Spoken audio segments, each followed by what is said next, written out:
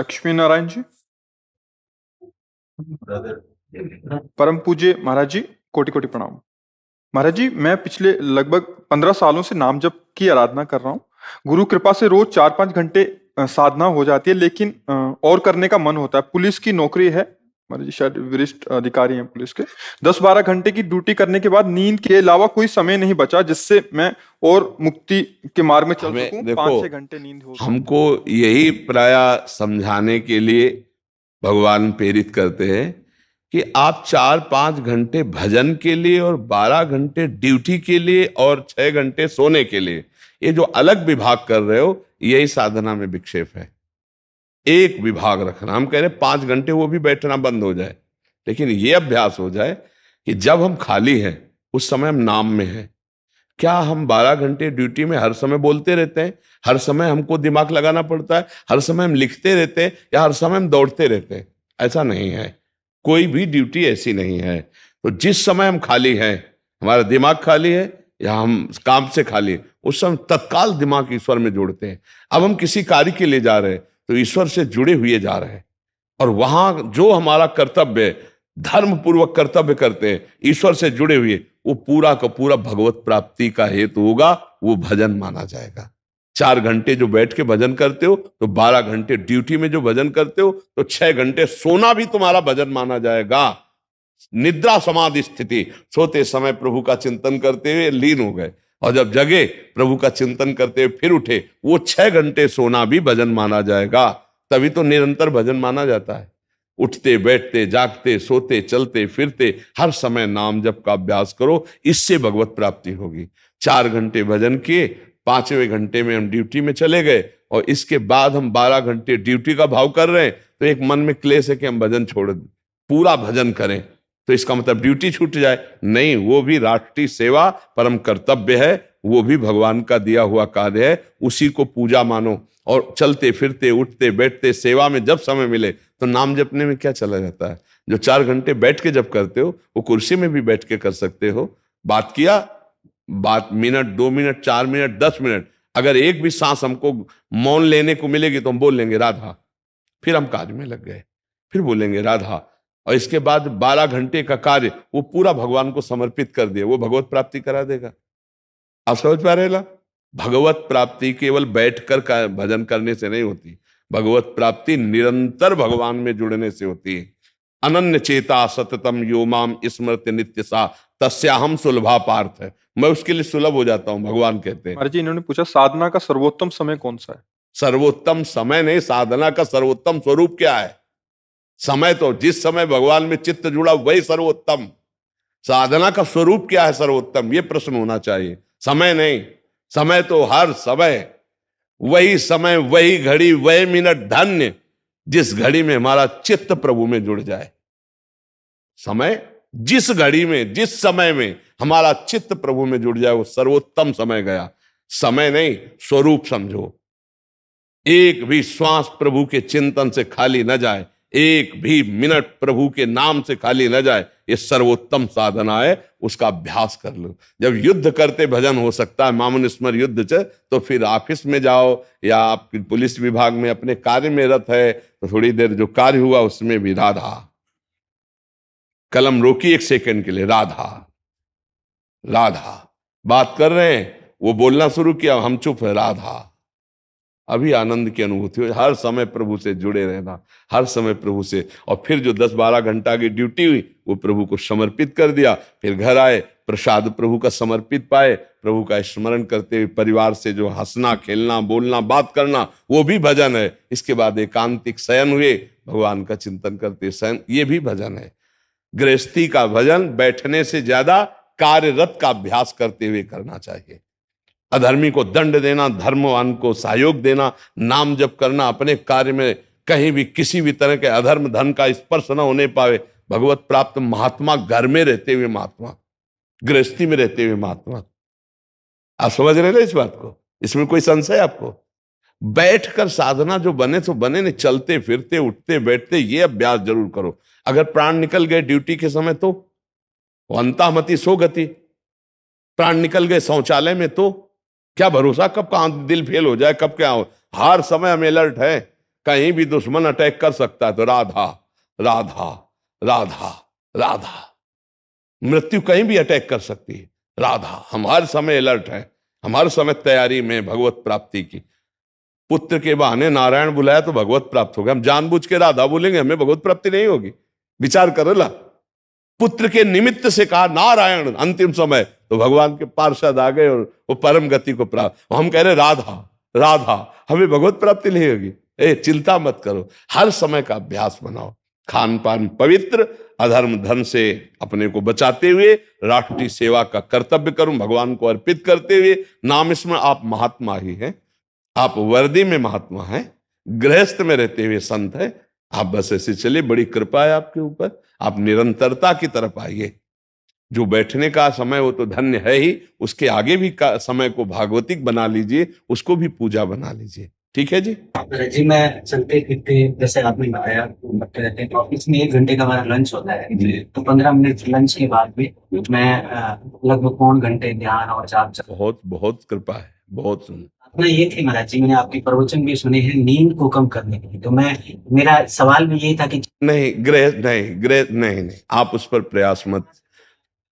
हाँ नहीं, बिल्कुल सही है, आप उस पर बिल्कुल ब्रेक मत मारिए, क्योंकि फिर आपका शरीर अस्वस्थ होने लगेगा। आप योगी नहीं हैं, आप एक गृहस्थ में हैं, आप गृहस्थ धर्म से युक्त हैं, तो आपके लिए व्यवहारिक बहुत से कार्य हैं। जैसे अब हम लोग हैं, अब हमारा क्या है कि रात दिन एक ही बात है, और ब्रह्मचर्य और जितेंद्रियता संसार से अलग आपका कार्य संसार रत है। अगर आपका माइंड ज्यादा थकान में होगा तो आप निर्णय में चूक न कर दें। इसलिए 5 घंटे से 6 घंटे तक आपको विश्राम अत्यंत आवश्यक है। युक्ताहार विहार से आपके चेष्टा के अनुसार, आपके कर्म के अनुसार आपके शरीर को 5 घंटे विश्राम अत्यंत अनिवार्य। उस पर ब्रेक मत मारिए। आप जिस मार्ग में चल रहे हैं उसमें इतना विश्राम जरूरी है, उसको मत ऐसे कीजिए, नहीं तो आगे चल करके कहीं ना कहीं वो आपको मानसिक विक्षेप न पड़ने लगे। क्योंकि शरीर की क्षमता के अनुसार अगर हम ज्यादा उसमें, तो फिर नहीं बनेगा। धीरे धीरे धीरे धीरे 5.5 आप बहुत अच्छा आप कंट्रोल कर लाए, नहीं तो प्रायः 7 घंटे लोग सोते हैं। क्यों? लगभग सब लगभग 7 घंटे लगभग। कोई थोड़ा सा सावधान तो 6:30। अब आप बहुत सावधान, 5:30 इससे नीचे मत उतरिएगा। बहुत अच्छी नींद का, बिल्कुल हम जो कह रहे हैं उसे मान लीजिए, बहुत अच्छा है। और ये नींद का समय भी भजन माना जाएगा। बस आप सोते समय भगवत स्मरण में तन्मय हो जाइए। कब सो गए आपको पता नहीं, और जब जगेंगे तो आप देखना भगवत स्मरण रहेगा, क्योंकि सोते समय स्मरण किया था। तो जो भी भगवत स्मरण करते हुए जगे तो पूरी नींद आपकी भजन मानी जाएगी। निद्रा समाधि स्थिति, ऐसे भजन किया जाता है। आप उसको ज्यादा आप तोड़िएगा नहीं, अब तोड़ना ठीक नहीं, क्योंकि आपका जो कार्य है वो व्यवहारिक और सांसारिक है, उसमें बहुत भी दिमाग की भी जरूरत है। क्योंकि जरा सी भी चूक में वो निर्णय में ठीक नहीं रहेगा। क्योंकि आप अधिकार पद में, पुलिस में, तो आपकी मानसिकता भी बहुत शीतल होनी चाहिए और स्वस्थ होनी चाहिए, शारीरिक स्थिति। इसलिए आपको इतना ठीक है। ठीक है। नाम जप के प्रभाव से महाराज जी ऑफिस का काम भी एकदम टाइम पे ही खत्म होता है, मतलब बड़े बड़े काम आते हैं जी। और मेरा जो टारगेट टाइम होता है उसमें हाँ भी पड़ा। हाँ, बहुत नाम में तो अपार सामर्थ्य है, अपार। और देखो, जब नाम का नशा चढ़ेगा तो हम आपको बता रहे हैं, 5 घंटे लेटे लेटे हो सकता है 1 मिनट नींद ना आवे, निरंतर नाम चलता रहे, फिर भी आपको थकान नहीं लगेगी। आप वो छोड़ो भगवान के ऊपर। अगर 5 घंटे 5.5 घंटे विश्राम होता है तो आप कीजिए। अगर उस समय भजन होता है तो आप देखना, जो 5-6 घंटे नींद में सुख मिलता है उसका कारण जानते हो? संसार का चिंतन ना होना, बस इतनी खास बात है। नींद में क्या होता है? संसार का चिंतन ना होना। और वो अगर भगवत चिंतन से संसार का चिंतन छूटा हुआ है तो आपको विक्षेप नहीं पड़ेगा। पर हम वो सांसारिक क्रियाओं को देखते हुए कह रहे हैं कि 5 घंटे विश्राम बहुत आवश्यक है, 5-5.5 घंटे। यदि भजन की वृत्ति बढ़ी तो लेटे लेटे भी तो भजन होगा, तो आपकी नींद और भजन एक हो जाएगा। फिर पता चला 5-6 घंटे से पढ़े लेकिन 1 मिनट भी नींद नहीं आई, तो आपको विक्षेप नहीं होगा, आप अपनी दिनचर्या में रत रहेंगे। नाम का अद्भुत प्रभाव है। अगर ऐसा हो तो उसमें कोई परेशानी नहीं, पर अपने को विश्राम देना है, शरीर को 5-5.5 घंटे देना है। ठीक है। कन्हैया जी मुंबई से।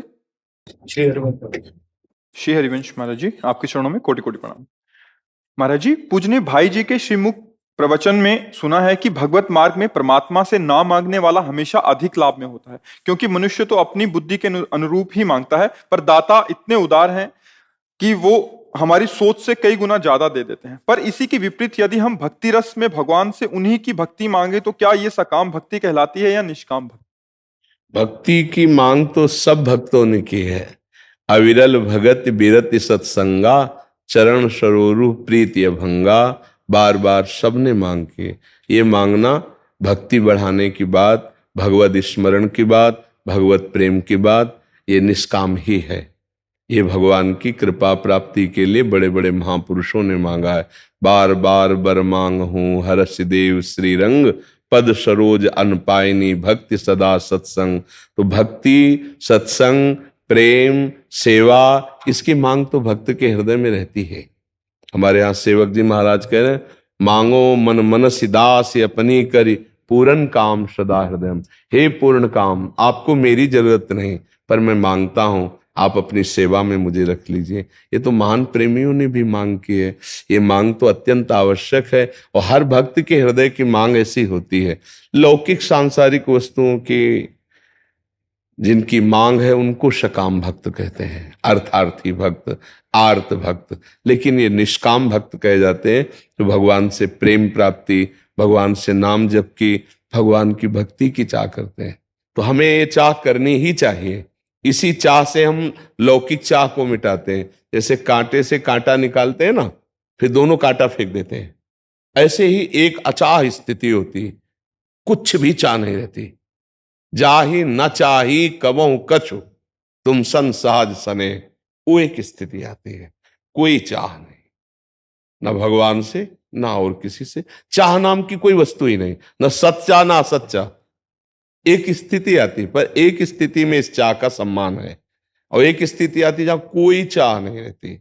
ब्रह्मभूता प्रसन्नात्मा न सोचति न कांक्षति, समः सर्वेषु भूतेषु मद भक्तिम लभते पराम। वो भक्ति का परम लाभ ये प्राप्त हुआ, अब न कोई शोक रह गई, न कोई चाह रह गई, न सत न असत, कोई चाह नहीं। पर सत्य चाह एक उससे नीचे की बात है कि हाँ करनी चाहिए, पर एक है जहां कोई चाह नहीं रह जाती। आप समझ पा रहे जी? किरण राजेंद्र गिरी जी, गुरुदेव आपके श्री चरणों में कोटि कोटि प्रणाम। गुरुदेव, मैं वर्तमान में बनारस हिंदू यूनिवर्सिटी में चिकित्सा विज्ञान संस्थान में कार्यरत हूँ। एक वर्ष से यूट्यूब के माध्यम से आपका सत्संग सुन रही हूँ और यथासंभव नाम स्मरण करने का प्रयत्न भी करती हूँ। जब संभव नहीं होता तो यूट्यूब के माध्यम से ही श्री 84 जी का पाठ और आपकी वाणी जी का नाम स्मरण सुनती हूँ। महाराज जी, मेरा मानना है कि आप एक अनन्य साधारण शिक्षक भी हैं, जिन्होंने अपने पास के भक्ति रूपी ज्ञान को इतने सरल शब्दों में अपने सभी विद्यार्थियों में सहज रूप में बांट दिया है। गुरुदेव, हम जैसे नवीन साधक जो ज्ञान और भक्ति रहित हैं, जिस प्रकार आपने भक्ति का नाम धन रूपी सरल मार्ग बताया, उसी प्रकार अपने श्री जी के प्रति पूर्ण समर्पित होने का कोई सहज मार्ग बताइए महाराज। किसका है? हाँ देखो, सहज में समर्पण का क्या है कि जब हम जिसका श्रवण करते हैं, जिसका कथन करते हैं और जिसका बार बार चिंतन करते हैं, उससे अपनापन हो जाता है। श्रवण, कथन, दर्शन, ये तीन बातें हमारे चिंतन पर प्रभाव डालती हैं। जो हम देखते हैं, जो हम सुनते हैं, जो हम बोलते हैं, वही हमारा चिंतन बनता है। तो जब हम श्री जी का नाम और श्री जी के गुणों का गायन करेंगे, श्रवण करेंगे और दर्शन करने में सबकी भावना, सबके हृदय में कोई कामी है, कोई क्रोधी है, कोई दुष्ट है, कोई अच्छा है, ये करण है, मुझे ये नहीं देखना। सब में पावर एकमात्र प्रभु है। ये हमारा दर्शन और श्रवण और कथन भागवतिक, तो हमारा चिंतन भागवत, और जिनसे चिंतन होता है उनसे आसक्ति हो जाती है।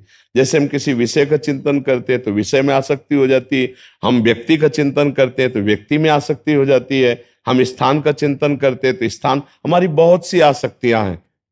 तो ये आसक्तियां हुई ये देखने से, सुनने से, बोलने से हमारा चिंतन हुआ, चिंतन से आसक्ति हुई। तो यदि हम नाम वाणी का गायन करें, नाम वाणी का श्रवण करें और नाम वाणी का चिंतन करें तो श्री जी से अनन्य आसक्ति हो जाएगी।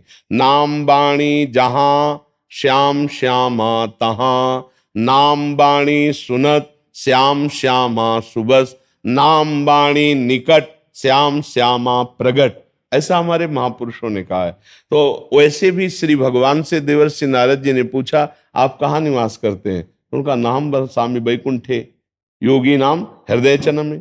मैं योगियों के हृदय में भी, मद भक्ता यत्र गायंती तत्र तिष्ठामि नारदा, जहां मेरे भक्त भाव भरकर मेरा कीर्तन करते हैं, मेरे गुण गाते, वहां मैं विराजमान रह। नाम बाणी जहां श्याम श्यामा तहां। तो हमारी श्यामाजू में सहज आसक्ति तब हो सकती है जब हम थोड़ा श्रवण, कथन और दर्शन तीन को सुधार करें।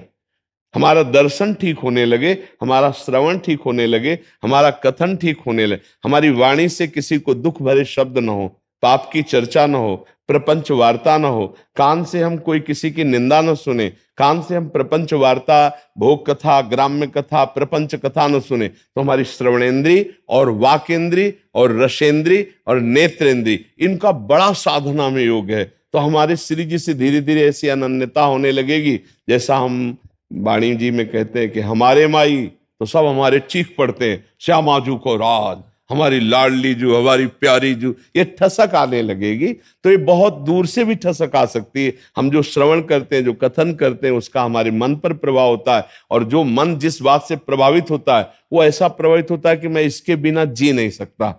जैसे कोई नशा है, जैसे कोई व्यक्ति है, जैसे कोई आदत है, हमें कई बार ऐसा लगता है कि हम इसके बिना जी नहीं सकते, उसी को आसक्ति कहते हैं, जिसके बिना हमारा मन कहने लगता है हम जी नहीं सकते। जैसे किसी व्यक्ति से प्रेम हो जाए तो हम कहते हैं आपके बिना जी नहीं सकते। कोई वस्तु कि भाई हम इसके बिना नहीं जी सकते। कोई स्थान है कि जैसे हम वृंदावन के बिना नहीं जी सकते। ऐसे ही हमारी जब मना स्थिति प्रियाजू में हो जाएगी तो हम प्रियाजू के स्मरण के बिना जी नहीं सकते, हम प्रियाजू के बिना नहीं जी सकते। तद स्मरणेन परम व्याकुलते थी। तो ये हुआ श्रवण, कथन, दर्शन और मनन। जब मनन प्रारंभ हो जाता है तब आसक्ति होती है। अभी हमारा मनन जो है वो संसार में है, शरीर में है, भोगों में। तो प्रियालाल पराये से लगते हैं, प्रभु पराये से लगते हैं, ये सब अपने से लगते हैं। और जब ठीक से मनन होने लगेगा तो ये शरीर पराया, अपना ही शरीर, ये पर धर्म हो जाएगा और स्वधर्म प्रिया प्रीतम हो जाए। ये प्रकृति का है, मैं नहीं हूं, मैं इससे अलग हूं। ये प्रकृति जनित है और मैं परमात्मा अंश हूं। ये प्रकृति का अंश है, मैं परमात्मा का अंश हूं। बड़ा अंतर है। लेकिन माया का ऐसा भ्रम पैदा हो गया कि अब जैसे स्त्री शरीर में आप हैं तो आपको 100% ये लगता मैं स्त्री हूं, ये पुरुष शरीर में है तो ऐसा लगता मैं पुरुष हूं। बस यही भ्रम अध्यात्म के द्वारा जब नष्ट होता है तो न कोई न स्त्री है न पुरुष है, एक परमात्म तत्व विराजमान है। और वो परमात्मा का जो हम अंश हैं वही अंशी मेरे प्रीतम है। जहां ये भाव हुआ तो अनन्य निष्ठा जागृत हो जाती है। इसे ज्ञान, वैराग्य और भक्ति तीनों में जब हमारा प्रवेश होता है तब अनन्यता आती है। ज्ञान इस बात का कि मैं वास्तविक कौन हूं और किनका हूं, और वैराग्य इस बात का जो प्रभु से विमुख करने वाली बातें उनसे वैराग्य, और भक्ति जिनको हमने अपना माना है, रात दिन आठों पैर उनका चिंतन, उनका दुलार करना, उनके गुण गाना, उनके हो के जीना, बस इसी को भक्ति कहते हैं। इन तीनों से अनन्यता आती है, इन्हीं तीनों से प्रेम की प्राप्ति। और जब प्रेम प्राप्त हो जाता है तो कबीरदास जी कहते हैं, ठाड़े बैठे परे उताना, कबीर काहे हम राहे ठिकाना। हम खड़े हैं या बैठे हैं या पड़े हैं या कैसी भी स्थिति है, हम अपने ठिकाने पे रहते हैं, अर्थात इष्ट के चिंतन में रहते हैं। जी। आजाद गिरी जी। जी जय जय श्री राधे महाराज जी। महाराज जी आपके चरणों में कोटि कोटि प्रणाम। महाराज जी मैं कई वर्षों से फोन के माध्यम से आपको सुनता हूं, मुझे उसका बहुत लाभ हुआ है जो वाणी से कहा जाना संभव नहीं है। फिर भी महाराज जी आपकी तरफ से कोई मार्गदर्शन महाराज जी मेरे लिए अभी।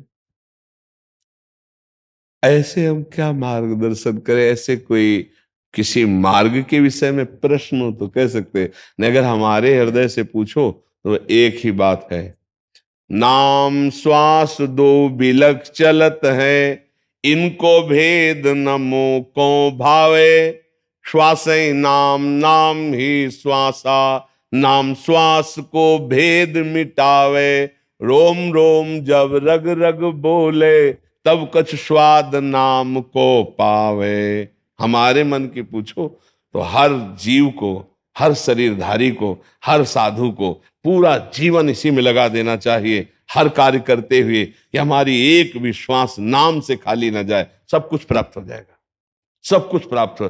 पूरा जीवन इसमें लगा दे, उठते बैठते चलते फिरते राधा राधा राधा राधा, फिर आप खुद देख लेना, तृप्त हो जाओगे। तृप्त होने में जैसे गोस्वामी जी कह रहे हैं, पायो परम विश्राम राम समान प्रभु ने, अब कछु नाथ न चाहे मोरे। नहीं चाहिए प्रभु, आपकी कृपा से जो मिल गया बस यही नाम निरंतर। हमारी तरफ से तो ये, अब ये कि किसी मार्ग का अवलंबन आप लिए हो और उसके विषय में कोई समस्या हो तो गुरु प्रताप से जो आता है वो हम आपको बता देंगे। बस ये जी अटूट चिंतन धारा जैसे करते हैं तो 24 घंटे ना हो पाएगा, उसमें बीच बीच में मतलब अचानक से पूर्व की वृत्ति आ जाती है। उसे डिलीट करते रहिए, उसे नकारात्मक भाव और सकारात्मक भाव दोनों मत लाइए, ऐसे डिलीट होता है। जैसे हम नाम जप कर रहे हैं तो हमारे मन में जो पूर्वगत संस्कार रहे हैं, अच्छे या बुरे दोनों आते हैं। ऐसा नहीं कि बुरे बुरे केवल आते हैं, शुभ और अशुभ दोनों कार्य हुए हैं, जन्म जन्मांतरों से हुए। तो साधक क्या करता है, नाम जब जो ही शुरू करता है तो गंदगी निकलती है शुभ अशुभ विचारों की। अब अगर वो उसमें द्वेष कर बैठा तो वो विचार का संस्कार रुक जाएगा, और राग कर बैठा तो उदासीन, बुरे विचार आ रहे हैं, आपको पता है निकल रहे हैं, शांत, ना अच्छा ना बुरा, वो निकलता चला जाएगा, डिलीट होता चला जाएगा। पर आएगा वो मैसेज सामने आपके, पहले नाम डिलीट करने वाला हो, राधा राधा, तो इतना मन घबराएगा, इतना मन परेशान सा होगा, और वो गंदी गंदी बातें, गंदे गंदे आकर्षण जो कभी नहीं हुए वो होना शुरू हो जाएंगे। बस उसे तटस्थ रहे, ना अच्छा ना बुरा, और निकल रहे हैं। नाम जब करते जब सब निकल जाएंगे, एक दिन मन बिल्कुल निर्मल शांत। भगवत साक्षात्कार निर्मल मन को होता है। निर्मल मन जन सो मोहि पावा, मोहि कपट छल छिद्र न भावा। तो भगवान का नाम, प्रियाजू का नाम हमारे हृदय से कपट है, छल है, दोष है, नाना प्रकार के विकार, वो सब निकालता है। तो वो स्मृति आती नहीं है, वो स्मृति जाती है। तो आने में भी आवे तो गेट में दिखाई देता, और जाए भी तो दिखाई देता है। तो ऐसे नाम जब करते तो ये जा रहे हैं, हम इनको न रोके, न इनको छेड़े, न इनको बोले, अच्छे बुरे सब निकल रहे हैं। जब दोनों निकल जाएंगे तब भगवान के साक्षात्कार के लायक हमारे अंदर भाव आ जाएगा। इसलिए हम उससे डरे नहीं और उसमें चिपके भी नहीं, उसका सुख न ले। जैसे कोई गंदी बात आ रही, वो पूरी सीन आएगी, उसका सुख आएगा आपके सामने, अब वो भजन से हटाकर उसमें आसक्त करना चाहेगा। शांत, वो निकलता चला जा रहा है, शांत, और भजन बढ़ाते जाओ, शांत। वो अगर कोई क्रिया हो गई चिंतन के अनुसार तो संस्कार बन गया, अब फिर उसको मिटाने में भजन में समय लगेगा। अगर क्रिया ना होने पावे तो संस्कार मिटते चले जाएंगे और वो दिव्य भागवतिक पुरुष हो जाएगा, उसके अंतःकरण में भगवान प्रकाशित हो जाएंगे। यही तो आनंद का अनुभव होता है। जहां यहाँ प्रभु प्रकाशित हुए बस डूबा घूमता है, नारायण या गौर श्याम को हृदय निकुंज बसइए, हृदय में वृंदावन प्रिया प्रीतम, यही प्रकाशित हो जाते हैं। उसको कहीं जाना थोड़ी, जहां बैठा है वो वृंदावन में बैठा है, जो सोच रहा है वो वृंदावन की दिव्य लीला सोच रहा है। पर इसके लिए खूब नाम चाहिए। नाम जपते जपते जब अनर्थों की निवृत्ति हो जाए, पाप प्रवृत्ति का नाश हो जाए, पाप नष्ट हो जाए, तब हृदय में भगवान प्रकाशित होते हैं। तो पूरा जीवन साधक इसी बात में तो लगा रहता है। तो आप तो साधु वेश में हो, खूब निरंतर नाम में लगे। जैसे कभी प्रभु दर्शन होते हैं ना, तो दर्शन होते उस क्षण नहीं मतलब ये पता लगता कि ये प्रभु, और अगले ही क्षण फिर ऐसा हो। पर अभी क्या है, अविद्या जनित पर्दा तो नहीं हटा ना। जब पर्दा हट जाएगा तो जो रहे सदा ज्ञान एक रस, तो ईश्वर जीव भेद कहो कस। जब भगवदानंद की उत्पत्ति एक बार सही में होगी मायातीत, फिर वो कभी हटेगी नहीं। नैनन पिय मूर्ति बसे तेह रस राय समाय, ये लक्षण सुनि प्रेम के और न कछु सुहाय, और न कछु सुहाय फिरे अपने रस मातो, कुटुम देहते जाए छूट सब ही विधि नातो। ओ परमानंद में निमग्न रूप छके घूमत रहे, तन को तनिक न भान, नारायण दृग जल बहाय, यह प्रेम पहचान। वहां थोड़ी के ऐसे झलक दिए चले गए, नहीं, नैनन पिय मूर्ति बसे तेह रस राय समाय। अभी त्रिगुण के अंतर्गत की ये सब बातें हैं। अभी आनंद सिंधु का साक्षात्कार नहीं है। अभी जो आनंद अंदर है वो आनंद में कोश का आनंद है। कभी कभी बहुत समय तक भी रहता है, और कभी कभी फिर मतलब ऐसा लगता है कि अब छिने घटे छिन बढ़े, सो तो प्रेम न होए, अघट प्रेम पिंजर बसे प्रीति का। कहीं हम उसको पीतल को सोना ना मान ले। अगर हम अल्प सुख में तृप्ति का अनुभव करेंगे तो भूमा सुख का अधिकार खो देंगे। इसलिए अल्प सुख को झाड़ता जाए, नहीं अभी वो नहीं है, अभी वो नहीं है, अभी वो नहीं है। तो उस महान आनंद समुद्र में पहुंच गया जो जागृत स्वप्न सुषुप्ति स्फुरत में राधा पदाब्ज छटा वैकुंठे नरके अथवा मम गतिर नान्यास्तु राधाम बिना। वो जग रहा है, सो रहा है स्वप्न में अपनी प्यारी जू के पास, हर समय अपने आराध्य देव में तृप्त है। वो स्थिति हमें चाहिए। हमें छुपा छुपी का खेल नहीं चाहिए। हाँ, ये प्रेम है, सीधे सीधे प्रभु को आकर्षित करके अधीन कर लेता है। भगवान अजित को जीतने की सामर्थ्य आ जाती है भक्त में। किससे? प्रेमाधीन मनः पूज्यो भक्तानाम अभयंकरा, गोपाल शास्त्र नाम में प्रेमाधीन। भगवान का नाम क्या है? प्रेमाधीन। जब ऐसा प्रेम कि और कछु न सुहाए तिनको, कुछ अच्छा ही नहीं लगता, बस मुझे चाहिए, मुझे प्रभु चाहिए, मुझे प्रभु चाहिए। नहीं खान पान ते भावे है, नहीं कोमल वसन सुहावे है, सब विषय लगे ते खारा है, हरि आशिक का मग न्यारा है। एक बार अव्यक्त परमात्मा को मैं व्यक्त करना चाहता हूं, मैं देखूंगा उसे। देखो खंबे से प्रकट कर लिया नरसिंह भगवान को, पाषाण से भगवान का साक्षात्कार कर लिया। सर्वत्र भगवान है, तो जहां प्रीति से जहां भाव करके पुकारेंगे वहीं भगवान प्रकाशित हो जाएंगे। यहां चाहेंगे यहां प्रकाशित हो जाएंगे, यहां चाहेंगे यहां प्रकाशित हो जाएंगे। खूब डट के पहले नाम जप करे, रात दिन नाम में अपने चित्त को लगाए, और जो सुख मिलता है उसको भोगे नहीं, उसको छोड़ता रहे। हाँ, तब उस महान सुख में पहुंचता है। अगर उस सुख को स्वीकार कर लिया तो लगने लगेगा कि विश्राम हो गया, तो आपके अंदर आग नहीं पैदा होगी। और आग जरूरी है। अंतर दाव लगी रहे, धुआं न प्रगटे कोय, कह जाले दिल आपनो या जा सिर बीती होए। अंतर में एक आग पैदा हो जाए, वो आग तभी बुझेगी जब आपको हृदय से लगा लेंगे। हे प्रभु, अब आप चाहिए, मुझे आपका साक्षात्कार चाहिए।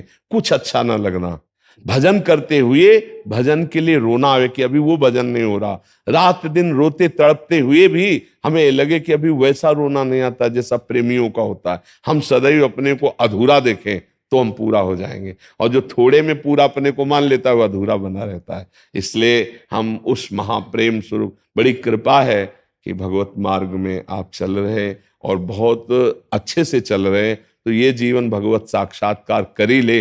अनंत जन्म व्यतीत हो चुके, अब ये जन्म व्यर्थ न जाए। भगवान का साथ हम इसीलिए बहुत सरल भाषा में अपनी कहते हैं कि गृहस्थी में भी भगवत प्राप्ति बहुत सरल है। आप अपना कर्तव्य करो, पापाचरण मत करो, नाम जप करो, आपको भी भगवत प्राप्ति, जो गृहस्थ में उनको भी भगवत प्राप्ति हो जाएगी।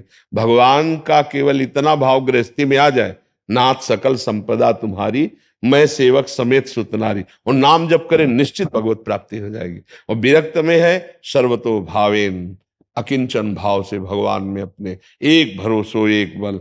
किसी भगत जगत का भरोसा न रहे, कोई जीवन में मित्र नहीं बनना चाहिए, कोई अपना कहलाने वाला नहीं। विरक्त में एक अपना तो केवल प्रभु, एक भरोसो एक बल, एक आस विश्वास, एक राम घनश्याम हित, चातक तुलसीदास। ऐसा पूरा जीवन हो गया।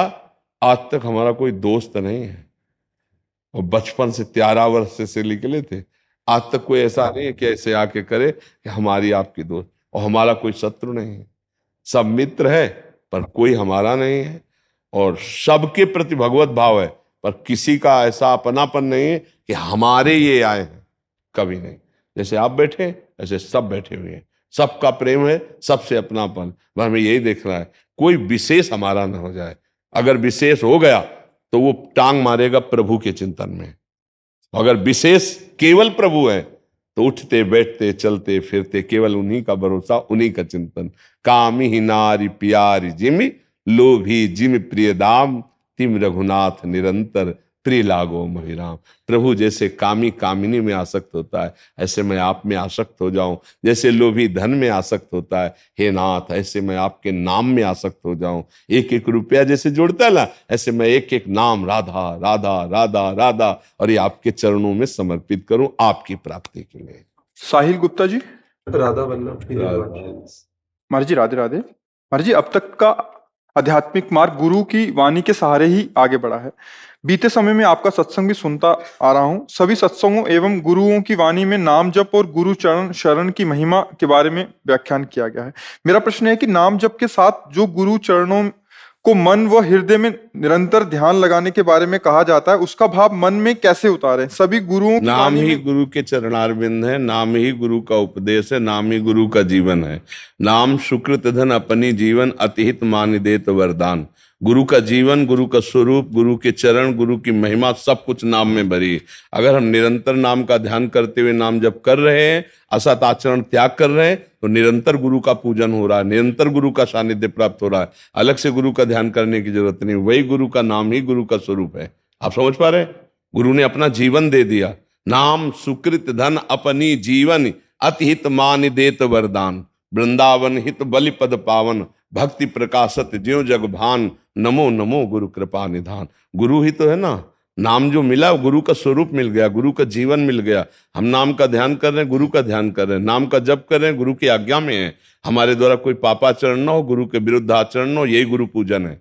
अगर भजन ना करो और खूब गुरु के चरणों पूजो, माथे में तिलक लगाओ, माला पहनाओ, सच्चा गुरु कभी प्रसन्न होने वाला नहीं। गुरु वही प्रसन्न होगा सच्चा जब उनकी आज्ञा का पालन करोगे। आज्ञा यही है कि तुम्हारा ये जन्म भगवान को प्राप्त हो, बस इसके सिवा और कुछ नहीं। सच्चाई बात समझो। ये गुरु चरण पूजन का मतलब यही, गुरु के अधीन होकर उनकी आज्ञा का पालन करना। और गुरु ने जो नाम दिया, मंत्र दिया, यही उनका सबसे बड़ा पूजन है। अगर ये जप ना करो तो बाहरी पूजन करके संसारिक भले संतुष्ट हो जाए, गुरु संतुष्ट होने वाला नहीं। हमारी बात समझ पा रहे हो? बाहरी व्यवहार का विशेष अस्तित्व नहीं है।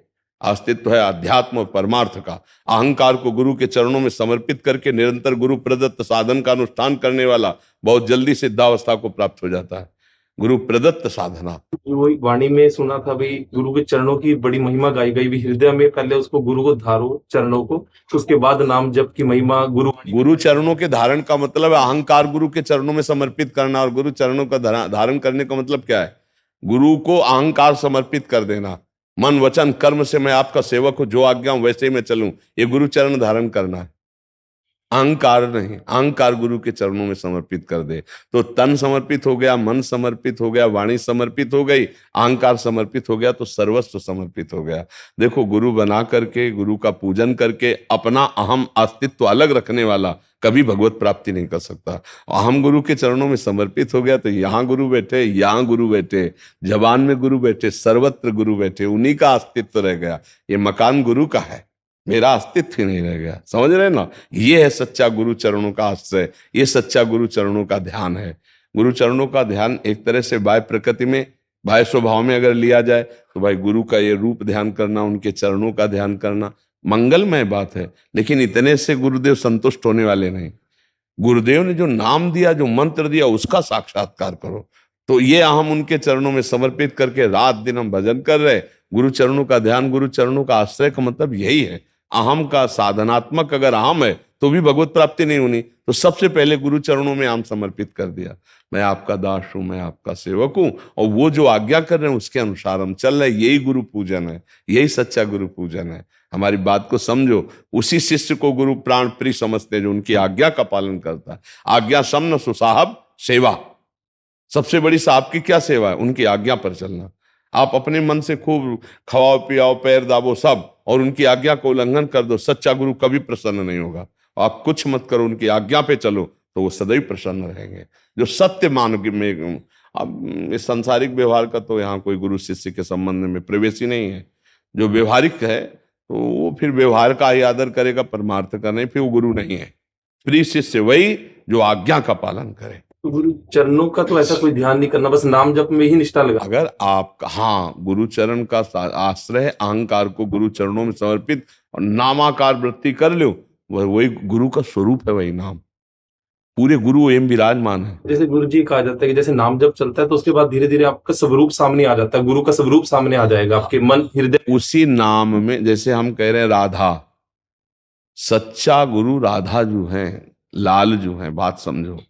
ये गुरु का ढांचा है यार, ये नाशवान है, ये आज है कल ये राख हो जाएगा, ये ध्यान करने लायक नहीं है। बात, हमारी बात को अंदर से समझो। ये पांच भौतिक ढांचा है, इसके अंदर गुरु विराजमान है। वो राधा राधा जब जपोगे, राम राम जपोगे, कृष्ण कृष्ण जपोगे, उसी नाम से गुरु का प्रकाश होगा। हो सकता है यही रूप प्रकाशित हो जाए, पर वो ये रूप पांच भौतिक नहीं होगा, वो चिदानंद होगा। हो सकता है इसका भावदेव प्रकाशित हो जाए, हो सकता है इसका इष्ट देव प्रकाशित हो जाए, तीनों भी हो सकते हैं। इष्ट में जब प्रकाशित होंगे तो किशोरी किशोर होंगे, भावदेव में होंगे तो गुरु सहचरी रूप में होंगे, और अगर साक्षात इस प्रकट रूप में होंगे तो वो भी चिदानंद होगा, वो पार्थिव नहीं होगा जो ध्यान में आएगा नाम के प्रभाव से। तो हम नाम पर ज्यादा ध्यान दें, गुरु की आज्ञा पर ज्यादा ध्यान दें, गुरु उसी से प्रसन्न होंगे। गुरु चरणों का पूजन, उनकी आज्ञा का पालन करना है, जो हम अभी तक समझ रहे हैं। हाँ, गुरु आज्ञा का, बड़े बड़े संतों से जो समझा है, गुरु चरण, अब गुरु के समीप जाना, प्रणिपात होना, ये तो स्वाभाविक व्यवहार है, ये व्यवहार है, ये व्यवहारिक क्रिया है। तो गुरुदेव के चरणों का ध्यान करने का मतलब अहम को गुरुदेव के चरणों में समर्पित कर दिया, और गुरुदेव ने जो उपदेश किया ध्यान का, चिंतन का, हम उसी का ध्यान, उसी का चिंतन करें। वो गुरुदेव का स्वरूप है, वो गुरुदेव का जीवन है, गुरुदेव का प्राण है। ये स्वरूप नहीं गुरुदेव का, ये रूप है।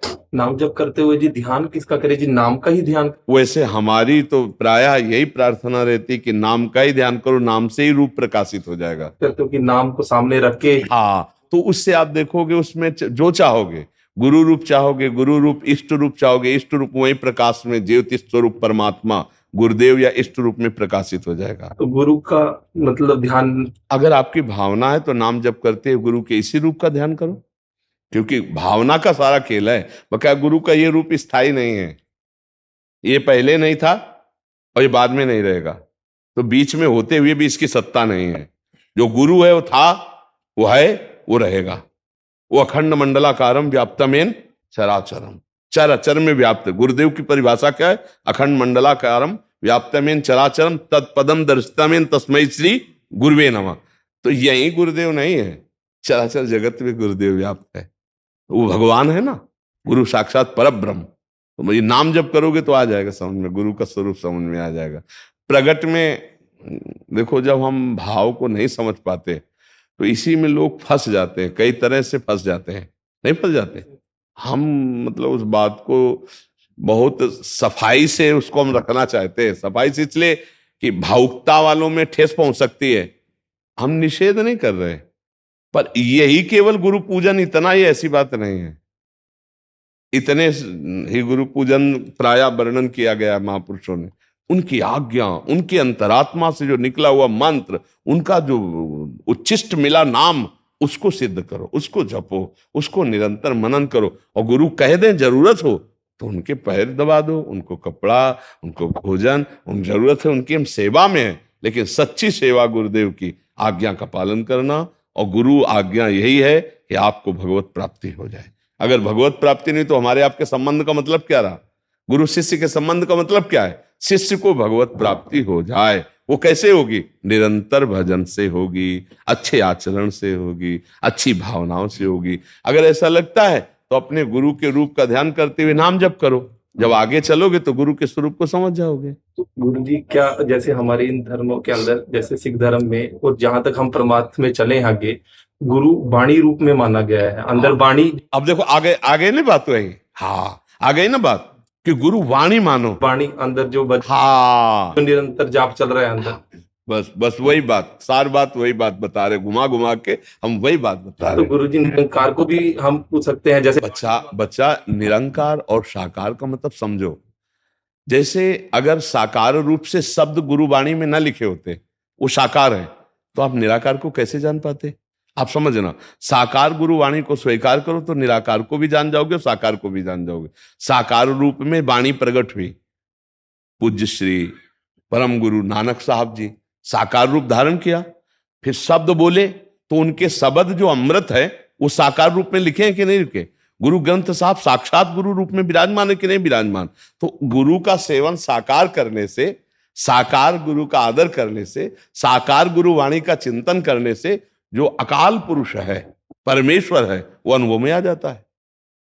निराकार का चिंतन थोड़ी होता है, जिसका आकार ही नहीं तो चिंतन क्या करोगे? आप समझ पा रहे हो? चिंतन तो आकार का होगा ना, आकार के चिंतन से वो अपना स्वरूप प्रकाशित करेगा। जो अकाल पुरुष है, जो ओंकार है, जो निरंजन है, उसका अनुभव हो जाएगा, पर होगा साकार से। समझ पा रहे हैं आप? वाणी भी तो साकार है। हम साकार वाणी का चवर करते हैं, बंधन करते हैं, हम आदर करते हैं, तो हम निराकार तक पहुंच जाते हैं। ये सवाल हल हो जाएगा। मानी संख्या तो सवाल हल हो जाएगा। ये बात समझ। वो जिस देश की सेवा कर रहे, सब कुछ कर रहे हैं, बट मन विचलित रहता है, हमेशा लग रहा है किसी के लिए कुछ कर ही नहीं पा रहे। नहीं, मन को आनंद चाहिए, एक ध्यान रखना। तब लग कुशल न जीव को सपने हो मन विश्राम, जब लग भजत न राम को शोक धाम तज काम। शरीर राष्ट्र सेवा में है, पर मन को आनंद की भूख रहती है। सबके मन को, आपको ही नहीं, पूरे संसार में जितनी भी क्रियाएं हो रही वो सब सुख प्राप्ति के लिए हो रही। आप हमारी बात को गौर से देखना, जितनी भी क्रियाएं हो रही, चींटी से लेकर सबका उद्देश्य सुख प्राप्ति करना, सुख भोगना, सबकी चाह है। आप इस विषय पर सहमत है? सबकी सब क्रियाओं का उद्देश्य सुख प्राप्ति है, लेकिन सबको दुख भोगना पड़ता है।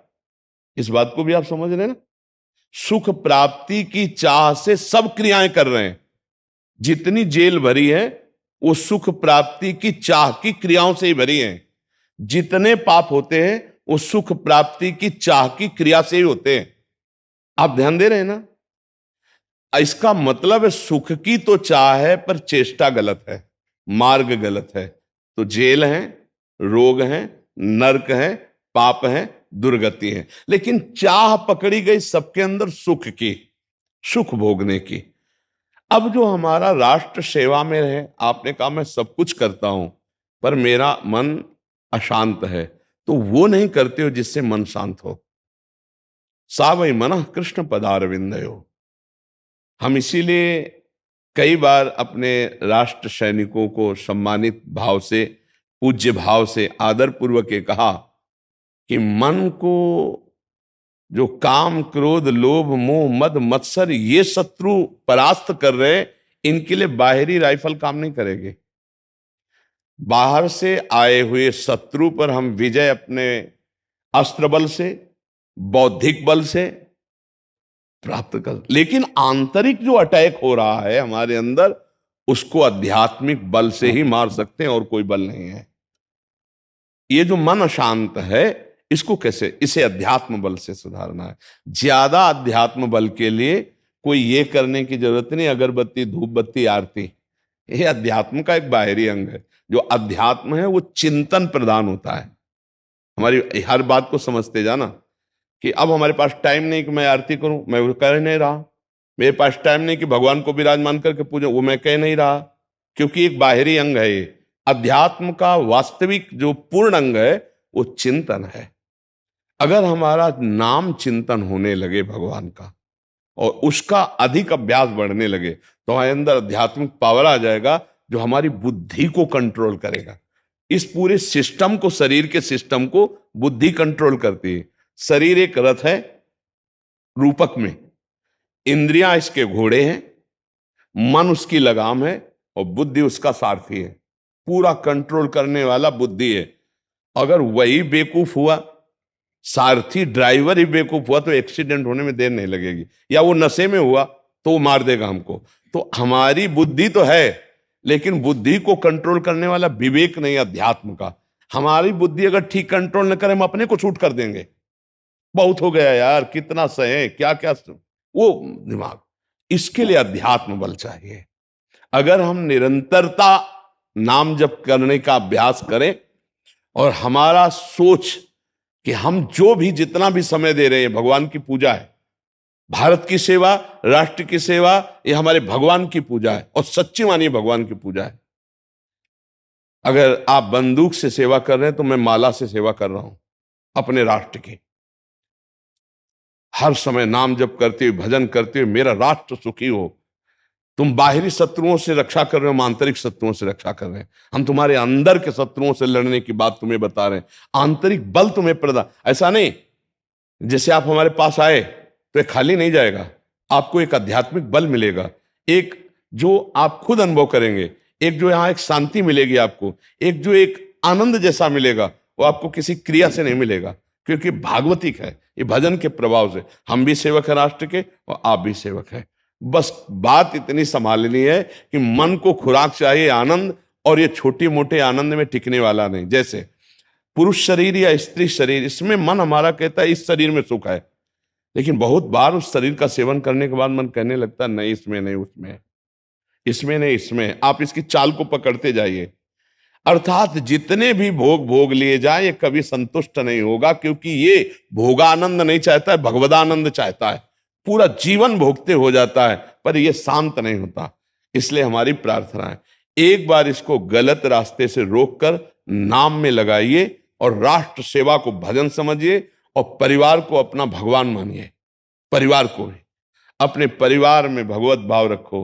मेरी पत्नी, मेरा पुत्र, मेरा परिवार, मेरे बूढ़े माता पिता मेरे लिए हर समय चिंतित रहते हैं। मुझे हर चेष्टा उनके सुख के लिए करनी है, राष्ट्र सुख के लिए करनी है। अभी आनंद का अनुभव आने लगेगा यदि अध्यात्म चिंतन में नाम चलाने लगो। इसलिए हम सबसे कहते क्या जाता है, हम कहते कभी माला मत पकड़ो, अभ्यास करो। राम कृष्ण हरि जो नाम प्रिय हो रहा, हम तो राधा राधा राधा जो नाम प्रिय। फिर आप देख लेना आनंद की उफान आती है।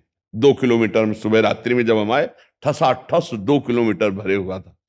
सबको देखना, सबको प्रणाम करना, सबको आनंद प्रदान करना, ये फ्री नहीं होता, ये अंदर से दिया जाता है। वो नाच पड़ता है, सामने वाला देखते ही नाच पड़ता है। हम कोई हीरो है क्या, हम कोई अभिनेत्री है क्या कि हमको देखकर कोई खुश हो जाए, बाबा जी है यार। किस बात से? अध्यात्म सुख से। और या कोई आनंद से नाच रहा है, दो ही बातें हुई, या तो प्रेम में रो रहा है या आनंद में वो नाच रहा है। क्यों? अध्यात्म। तो वही अध्यात्म मन को विश्राम देगा, मेरी बात मान लो। इसलिए नाम जप कीजिए, परिवार से बहुत प्रीति रखिए।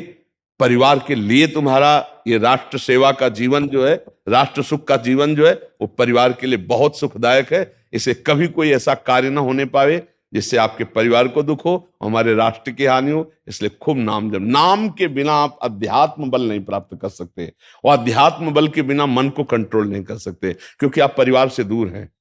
आप कहीं भी तैनात किए जा सकते हैं, आपका परिवार का प्रेम आपको खाएगा अंदर से, वो आपको तोड़ेगा, फिर राष्ट्र प्रेम लघु हो जाएगा। नहीं, ऐसा नहीं होना चाहिए। फिर आप विक्षिप्त होने लगेंगे, आप असंतुष्ट होने लगेंगे। यार क्या जिंदगी है, 2 महीना हो गए ना घर गए ना किसी से मिले, या 8 महीना हो गए या 10 महीना हो गए। ऐसा नहीं, आप एक संत हैं, पक्का मानिए। हम सैनिक का इसीलिए सम्मान करते हैं संत की तरह, क्योंकि हमने वो जिंदगी जी है गंगा के किनारे। वही जिंदगी आप राष्ट्र सेवा में जी रहे हैं। कहीं भी पहाड़ में लगा दिए, कहीं भी लगा दिए, महीनों अपने परिवार से दूर, जैसी व्यवस्था हुई उसमें जीते हुए आप खड़े। ये सब अंदर के नहीं जानेंगे, अंदर जो आनंद ले रहे हैं ना वो तो नहीं जानेंगे। गाड़ी है, बंगला है, अंगरक्षक है, सब व्यवस्था है। आप एक संत हैं तो आप सैनिक रूप में रह रहे हैं। आपको हर कष्ट सहना है हमारे राष्ट्र के लिए, पर नाम जब करो तो अध्यात्म बल आपकी रक्षा कर लेगा, नहीं फिर गड़बड़ हो जाएगा। देखो, आप परिवार से दूर हैं, आप विक्षिप्त हो जाएंगे जब काम सताएगा आपको। जब आपके परिवार का मोह आएगा तो आपको विक्षिप्त कर देगा, और वही भजन बल आपको उस विक्षिप्तता से बचाएगा। इसलिए नाम जप कीजिए और प्रसन्न। लाओ सबको तो श्री जी के प्रसाद अच्छे वाले वस्त्र पहन लाओ, और सखियों को चुनरी उड़ा दो, सखियों दे दो सबको, सबको पहले सबको। हम हृदय से सम्मान करते हैं आपका, और हृदय से मंगल कामना आपकी मनाते हैं। आप स्वस्थ रहिए, स्वस्थ रह के हमारे देश में, जो हमारे देश की सेवा में, और अपने परिवार को सुख देने की भावना में रहिए। आपके आचरण ऐसे होने चाहिए, आपके परिवार को सुख हो, हमारी राष्ट्र सेवा बने। आप सभी एक बार वो भी बोल दो, वंदे मातरम। भारत माता की माता के जय। ये हमारी छाती का आनंद। जय।